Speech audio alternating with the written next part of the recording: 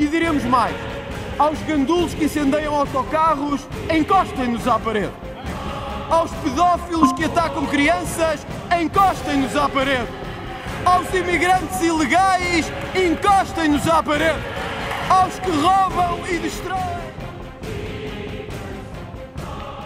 Olá, eu sou a Cátia Gervásio e este é o segundo episódio do Chega às 9, o podcast onde falamos sobre a atualidade da atividade política e pública portuguesa. Acompanha-me o Pedro Guerreiro Cavaco. Bom dia, Pedro. Olá, bom dia, Cátia. Bom dia também a quem nos acompanha. Bom dia, Sandra. E também me acompanha a Sandra Vitorino. Bom dia, Ba- Sandra. Bom dia a todos. Para mais, espero que gostem aqui do nosso segundo episódio e vamos a isso. Muito bem. Então, este é um espaço, no caso, é uma tertúlia de amigos e a cada semana trazemos até vós novos temas que agitam a atualidade. Por isso, contamos com a companhia dos que nos veem e também nos que nos ouvem nestes próximos 30 minutos. Aqui poderão ouvir as nossas opiniões pessoais que não nos vinculam a nada nem a ninguém além de nós mesmos. Certo. Portanto, pedimos, sim, que vocês possam partilhar com os vossos amigos e familiares e, portanto, como dizia a Sandra muito bem, vamos começar? Vamos embora. Vamos a isto. Vamos então a isso. Vamos Muito à bem, tertúlia. vamos então à nossa tertúlia. Esta semana foi uma semana, uma vez mais, quente de notícias e dá-nos conta que nos últimos 10 anos os motoristas da Assembleia da República acumularam num total de 55 mil horas extraordinárias, com Ferro Rodrigues sendo então um dos principais responsáveis por este excesso. Em 2021, um motorista do Ferro Rodrigues registou, imagine-se, 1.065 horas extraordinárias apenas aos sábados.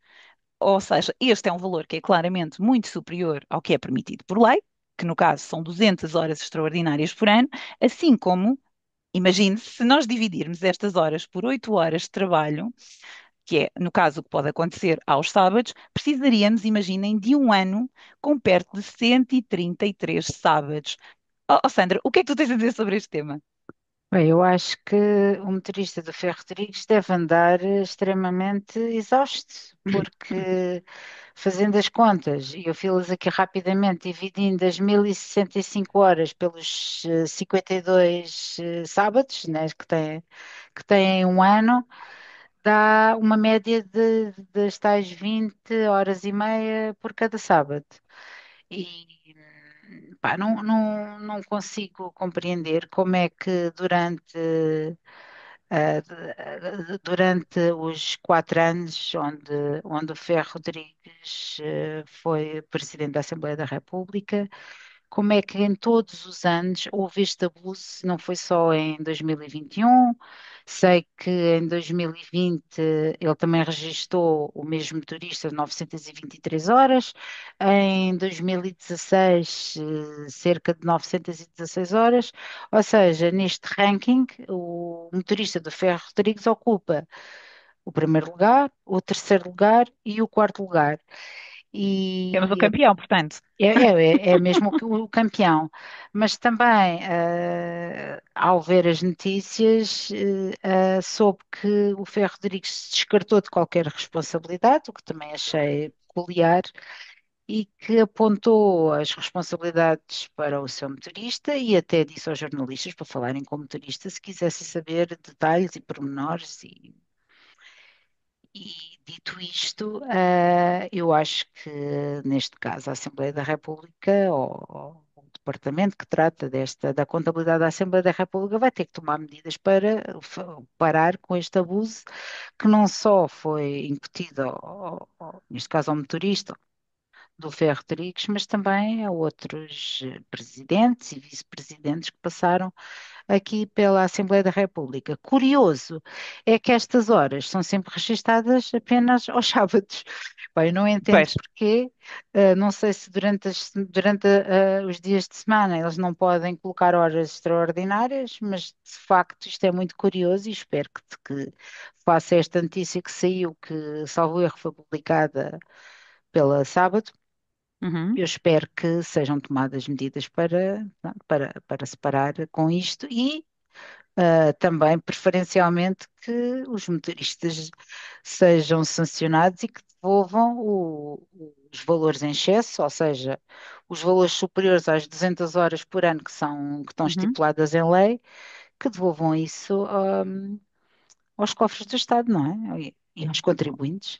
Com certeza, até porque nós sabemos que as horas extras, elas só devem ser utilizadas se for a nível de um acréscimo do trabalho que seja pontual e que não justifique novas contratações. Portanto, 133 dias, se formos aqui a fazer as contas, correspondem a cerca de 6 meses, com 22 dias úteis de trabalho e, portanto, estas horas também são horas que são pagas legalmente, mais 50%. Portanto, neste sentido, Pedro, o que é que achas? Achas que isto será um benefício, não termos contratado Não, nenhuma outra pessoa, ou é mesmo um peso para o Estado português? não, é um não caso. É um não caso e passo a explicar. Qual é que foi a importância aqui desta questão? Esta questão assumiu relevância, porque, como dizia o António Vitorino, não há festa nem festança onde não aparece a Dona Constança. Quem é a Dona Constança? É alguém do Partido Chega. E, portanto, Ah, isto assumiu relevância. Isto assumiu relevância porque estamos a falar do Pacheco de Amorim, que é vice-presidente da Assembleia da República e tem a prerrogativa de uma escolha, é aquilo que a lei diz, entre uma compensação pecuniária pelo transporte ou então a escolha de viatura do Estado como turista. E o Diogo Pacheco de Amorim escolheu a segunda. Bom, o que é que diz a lei? A lei diz qualquer coisa como isto, e é muito claro. Os operacionais parlamentares, leia-se motoristas, podem ultrapassar as 100 horas anuais de trabalho suplementar, até ao limite de 200, desde que autorizados pelo secretário-geral. Bom, aqui chegados, e vocês já fizeram aí uma relevância, deram relevância à questão do Ferro Rodrigues, mas não foi o único. Não. É porque a revista Sábado escrutinou agora, porque eu não recordo deste tema ter sido notícia antes, foi agora à boleia, e acho que é até apropriado dizer que é à boleia do Pacheco de Amorim. Mas reparem, vocês falaram na questão do campeão, que é o motorista do Ferro Rodrigues com 1065 horas. É verdade. Também disse a Sandra, 923 em 2020, 916 em 2018, 951 em 2016, mas também Fernando Negrão, o Fernando Negrão em 2021, o motorista, não é o Fernando Negrão, o motorista do Fernando Negrão em 2021 apresentou mais de 900 horas extraordinárias. um Diogo Pacheco de motorista, Amorim, um estamos a falar motorista, de não é? 600. O motorista, claro, Uhum. obviamente. Se recuarmos a 2015, se recuarmos a 2015, o motorista de António Filipe do PCP apresentou 688 horas extraordinárias. Mas não fica por aqui. Não fica por aqui. Também em 2015, o motorista do José Manuel Pureza, então e agora? Do Bloco de Esquerda, apresentou 105 horas extraordinárias e da Teresa Queiro, do PSD, 715. Portanto, o tema Pacheco de Amorim, lá está, é a Dona Constança que aparece sempre. E, portanto, percebemos claramente que esta questão dos limites, que deveria constituir uma exceção, no fundo, é a regra. E essa Uhum. regra só veio à baila agora por ter sido uma pessoa que é deputada e vice-presidente da Assembleia da República, pertencente ao Partido Chega. É que eu não tenho dúvidas nenhumas que isto só veio a terreiro a propósito de ser a pessoa do Partido Chega. Mas lá está, apesar de o indício e início ser sempre o Partido Chega, depois acabamos por perceber que as 600 horas apresentadas por um vice-presidente bastante recente, não é? Como é o caso do Diogo Pacheco de Amorim, na verdade temos pessoas que andam aqui há anos e que são campeões, como a, a Sandra lhe chamou, por anos consecutivos, Mas, sempre em mas posições de Cátia, terceiro, quarto.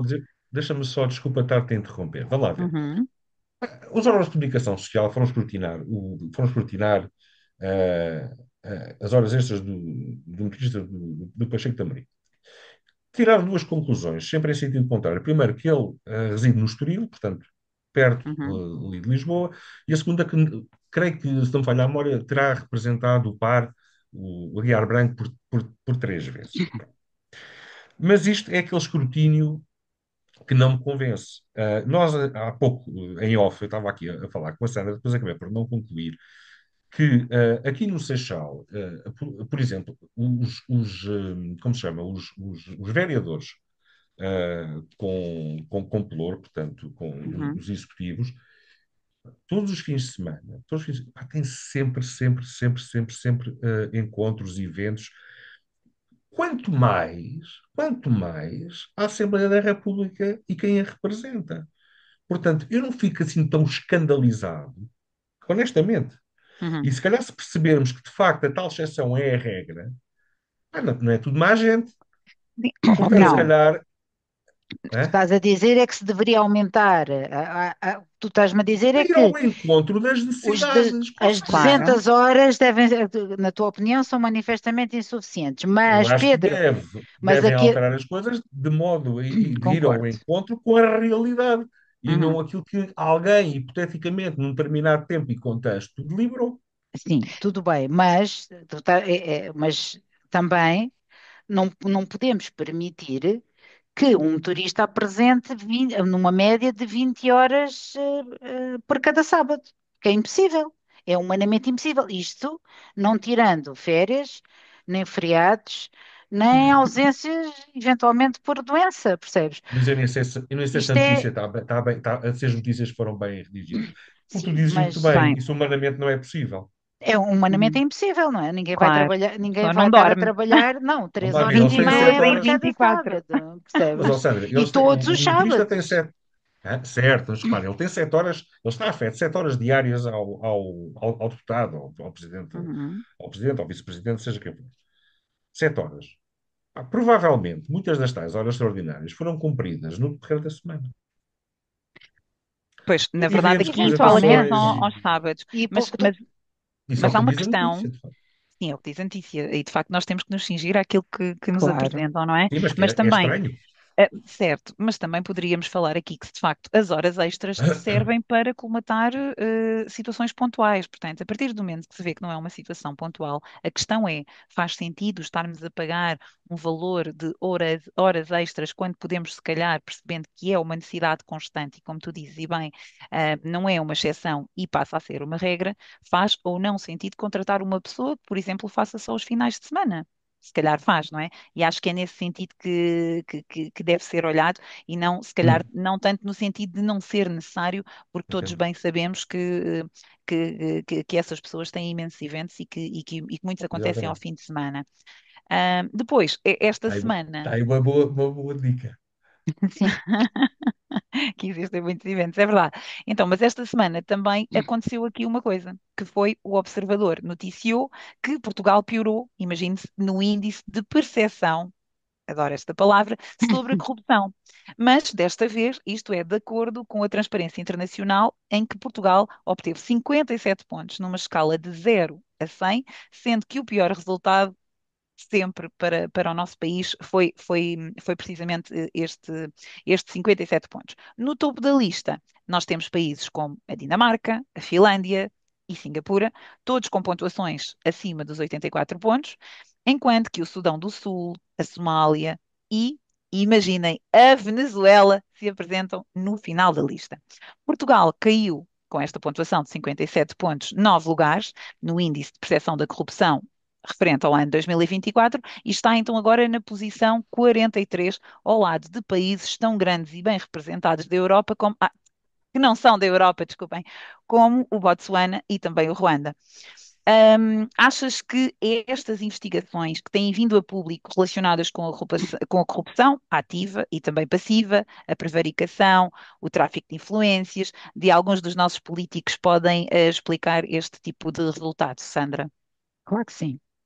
E cite-se, por exemplo, a Operação Influencer, que levou à admissão do Primeiro-Ministro António Costa e outras investigações, tipo Tutti Frutti, que agora está aí na ordem do dia, que envolvem as figuras públicas e empresariais e isso afeta a confiança pública e afeta também a percepção que os portugueses têm sobre a corrupção. O facto também destes casos de corrupção demorarem uma eternidade a serem resolvidos, também, e com muito poucas consequências, não é? Muitos deles acabam por ser ilibados e até continuarem ah, em cargos políticos e até em cargos empresariais também deve ter ou poderá ter agravado a posição de Portugal e também a percepção dos portugueses. Não sei se o Uhum. Pedro concorda. Concordo, e Sim, até, se me permites, vou dar cartas. Vou Vamos jogar, vamos a mas vou isso. dar mais vamos, quatro ases venham de trunfo. elas. Então, Ok, venham olha, elas. tomem, tomem boa nota. 1989, Sim, caso Fax de Bacau. 2005, Braga Parques. 2010, Paquetes da Expo. 2012, Freeport. 2013, Tecnoforma. 2018, Vistos Gold. 2023, já falaste, de influencer. 2024, Operação Maestro. também me recordo. Ontem foi notícia, buscas, estamos a falar de percepções. Uhum. As Sempre, Certo, sempre. percepções, as sempre, percepções, está agora em sim. voga. Ontem foi notícia, buscas na Câmara Municipal de Valongo e há suspeitas sobre um vereador do Partido Socialista que agora Hum, também é o candidato à Câmara. Tudo isto, não é?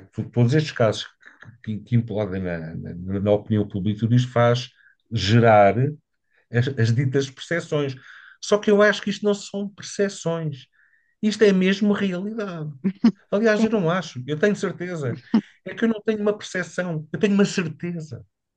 Eu tenho uma certeza. Mas deixa-me, a propósito deste tema, ah, eu queria dizer que no dia de ontem, isto também é importante dizer, o Partido Chega, e eu quero destacar isso, apresentou o maior pacote legislativo anticorrupção da história, da nossa democracia, e propôs, entre outras coisas, o aumento das penas e o aumento dos prazos de prescrição.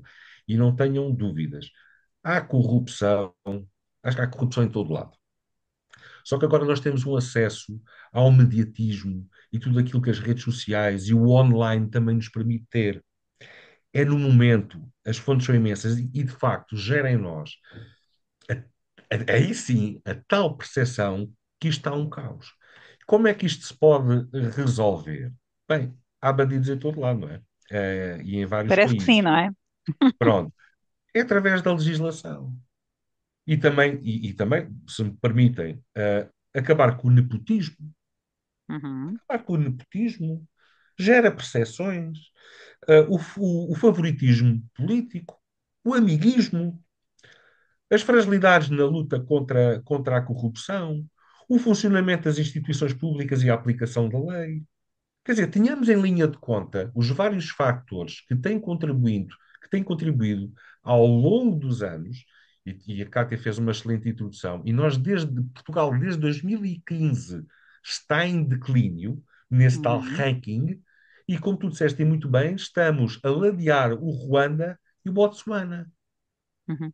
Ó Pedro, e diz-me só uma questão, que é, que impacto é que estas percepções podem ter no que concerne aos investidores? Por exemplo, empresas que nós temos multinacionais que acabam por escolher o nosso país, também futuras empresas que pretendam fazer e abrir os seus negócios em Portugal. O que é que tu achas que este tipo de notícias e este índice pode gerar nas decisões que são tomadas a nível económico por estas empresas? Afeta claramente. Repara, o maior dano que é causado é o reputacional. O maior Uhum, prejuízo do país, de quem nos vê de fora, de facto, é o prejuízo reputacional. Quando nos equiparam ao Botsuana ou ao Ruanda, a uhum. pergunta nós até É nos mau, podemos colocar a é mau. nós. Se fôssemos nós empresários ou quiséssemos impor ou colocar uma empresa para produzir seja o que for, para gerar emprego, criar postos de trabalho, gerar riqueza, que é aquilo que importa, vou pô-la no Ruanda, no Botsuana? Provavelmente digo assim, nem pensar. Então, este é o tal pensamento que eles vão ter com Portugal, não é? Os tais Uhum, investidores vão ter com Portugal quando nós estamos equiparados ao Ruanda e ao Botsuana. Este é o tal dano uhum. reputacional que lá está. Isto não são só percepções. Isto é a mesma Com, realidade. com Não há certeza. dia que não apareça uma notícia destas. Uhum. É um facto. Então, e diga uma coisa, o que é que vocês acham que se pode fazer para combater a corrupção? Portanto, o Pedro já avançou aqui algumas ideias do que é que poderíamos fazer. Sandra, querias acrescentar mais alguma? Posso acrescentar duas ou três. Eu acho que das medidas que se deveriam tomar é a educação nas escolas sobre a corrupção. Começar a ser uma disciplina logo obrigatória nas escolas e alertar para este facto. Porque as crianças e os adolescentes não têm, mais uma percepção, e a palavra da ordem do dia, não têm a percepção do que efetivamente é a corrupção e nos danos que faz neste caso para Portugal. E pronto, esta é uma das medidas que eu tomaria se tivesse no governo e se tivesse o poder de decisão. O fator que eu acho importante é o acesso à informação pública,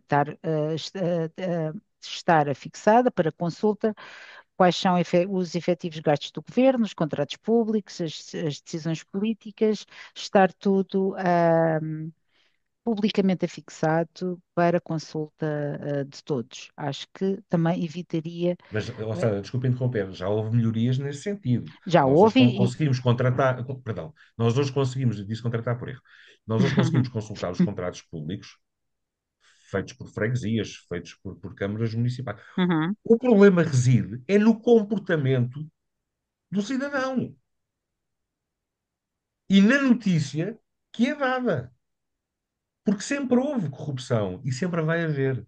sim, concordo também com Uhum. isso. Agora, há é que gerar medidas que permitam mitigar a prática e os efeitos. É isso. Mas não posso dizer que não tenha havido melhorias. O tal site nós podemos consultar os contratos públicos. É, na verdade, as melhorias podem ter acontecido. A percepção de quem depois faz este tipo de estudos é que continua a ser baixa, não é? E precisamente por isso temos vindo a descer desde 2015. Mas falando do cidadão, o quanto é importante aqui o cidadão, também vamos passar aqui para um outro tema que tem precisamente a ver com cidadãos.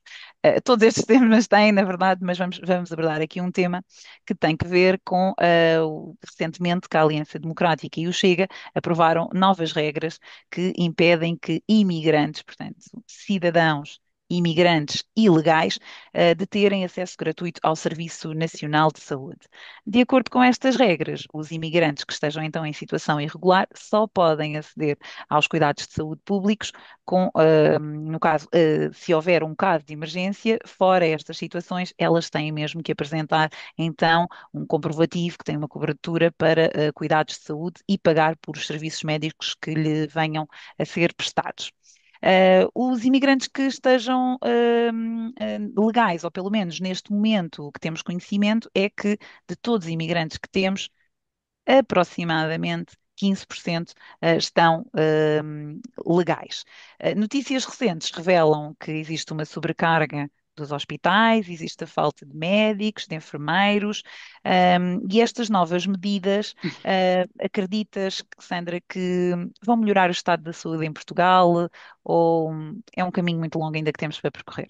Que ser tomadas medidas urgentes para evitar, em primeira instância, que os imigrantes ilegais ou as pessoas que vêm cá, por exemplo, só por usufruir do nosso Sistema Nacional de Saúde, o chamado turismo de saúde, Uhum.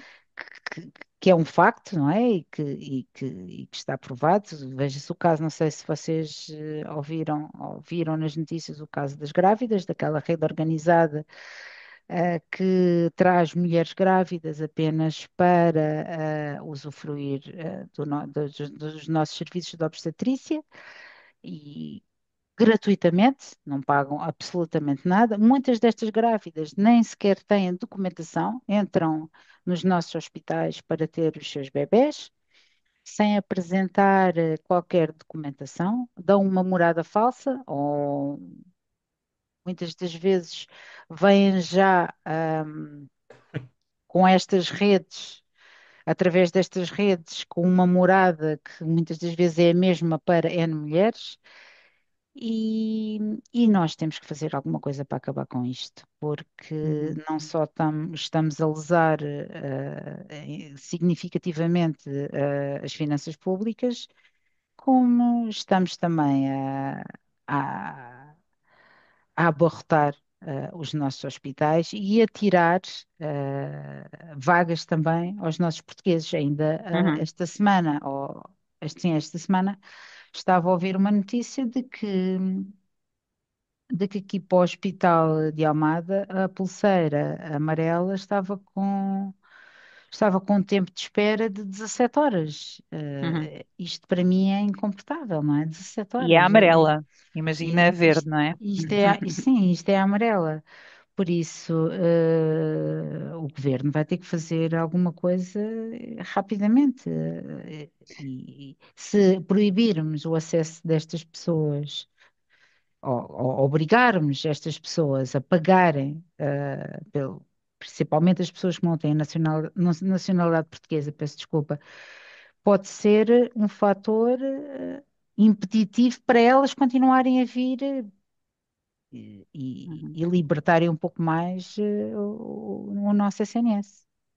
Certo, até porque recentemente temos uma medida que, por exemplo, os exames são isentos, portanto não se pagam os exames. Agora, o que é crítico? Nós temos grávidas que, por exemplo, a primeira ecografia que conseguem fazer, através desta gratuitidade, é aos 5 meses. Portanto, aos 5 meses de gestação é quando se faz a morfológica, portanto, é incrível que se consiga achar que estamos a tratar bem as nossas gerações vindouras, não é? Quando fazemos a primeira ecografia a uma mãe com 5 meses. Posso-vos contar um caso muito, muito próximo em que o pai de uma senhora que vivia fora de Portugal, num país em África, e ele tinha problema de insuficiência renal. Veio para Portugal para ser tratado, trouxe a esposa e trouxe 3 filhos, todos eles maiores de idade.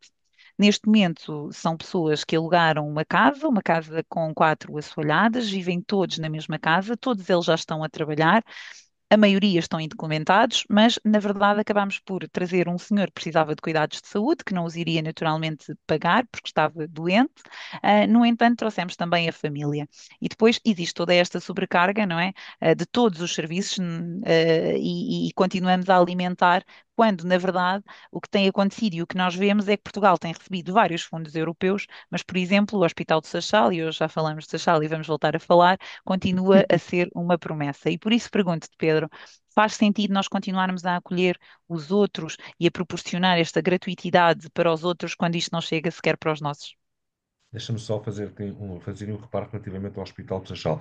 As pessoas, há muitas pessoas que estão convencidas que o Hospital de Seixal vai ser o novo Garcia de Horta. Desenganem-se. Não é verdade. Não vai ter a capacidade nem perto daquilo que é o Garcia de Horta. Mas, seja como for, é uma reivindicação justíssima Uhum. das populações e espero que mais dia menos dia seja concretizado. Olha, agora perdi-me. Repete a pergunta. Desculpa, Ou seja, perdi-me na verdade, neste. nesta Desculpa. dissertação. Portanto, o que é que eu te estava a perguntar? O que eu te estava a perguntar é se faz sentido nós continuarmos a acolher os Ah, outros quando não temos sequer condições para oferecer aos nossos, não é? não tens. Olha, podemos dar, eu até posso dar aqui dois exemplos. Antes disso, os dados, por exemplo, em 2023, foi os dados que eu consegui recolher para trazer. Em 2023 foram mais de 100 mil estrangeiros não residentes, reparem, não residentes, estrangeiros não residentes, fora os outros. Agora, 100 mil estrangeiros não residentes que recorreram ao SNS. E o Uhum. número na altura estava a aumentar. E, portanto, tu fazes uma pergunta e com toda a pertinência. E podemos dar aqui, eu ia dar dois exemplos práticos da nossa vida real. Experimentem tratar à loja do cidadão, nas laranjeiras, um cartão, qualquer documento que precises. Tu não vais conseguir, a não ser que leves o colchão para dormir lá. Não sei se me faço entender. É que as filas são imensas e nós acabamos por ser afetados pela necessidade de terceiras pessoas. Vou dar outro exemplo da minha vida pessoal. Eu há cerca de 27, 28 anos que tenho de SAMs. Uhum. E lembro-me que nos primeiros anos que tinha SAMs, o serviço do SAMs era fantástico. Tinha consultas muito rapidamente, de especialidade, portanto, era uma maravilha, era de facto um serviço excepcional. Os SAMs abriram-se aos seguros de saúde. Hoje em dia, ou seja, tudo o que é seguros de saúde, vão cair no SAMS. Já há uns anos é esta parte. A explicação que foi dada é que era mesmo necessário, era mesmo uma necessidade para o SAMS. O que é que isto implicou na vida daqueles que tinham, que eram beneficiários do SAMS e que pagam todos os meses para ter esses serviços? Foi o facto de nós termos agora consultas muito mais tardiamente. As vagas não são tão próximas, são mais distantes, e, portanto, isto é um reflexo daquilo que é a mesma capacidade e um aumento de população a pretender o mesmo serviço. Naturalmente que alguém vai ficar prejudicado. Uhum, Pronto. E acho que é um pouco isso.